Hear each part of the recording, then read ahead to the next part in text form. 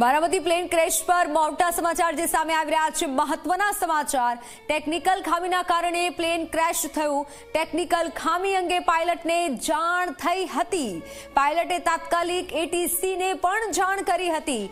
ATC પાસે landing અનુમતિ માંગી હતી। લેન્ડિંગ સમયે અચાનક પ્લેન ક્રેશ થઈ અને નીચે પડ્યું। લેન્ડિંગ સમયે અચાનક પ્લેન ક્રેશ થયું।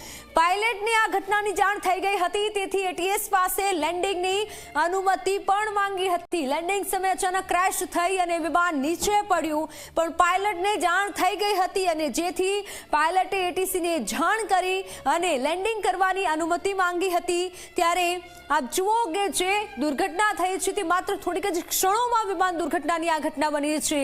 સમગ્ર મહારાષ્ટ્રમાં અત્યારે શોકનો માહોલ છે। તમામ એનસીપીના કાર્યકરો અત્યારે હોસ્પિટલ ખાતે આવી પહોંચ્યા છે। દાદા દાદા કહી રહ્યા છે, કારણ કે તમામ લોકોનો જે પ્રેમ છે, ખૂબ લોકપ્રિય નેતા રહ્યા છે, આટલા વર્ષોથી તેઓએ રાજનીતિમાં સક્રિય રીતે ભૂમિકા ભજવી છે, લોકોની મદદ કરી છે અને ત્યારે એ નેતા જ્યારે નથી રહેતા ત્યારે લોકોમાં ખૂબ દુઃખ જોવા મળતું હોય છે અને દુઃખ જોવા મળી રહ્યું છે।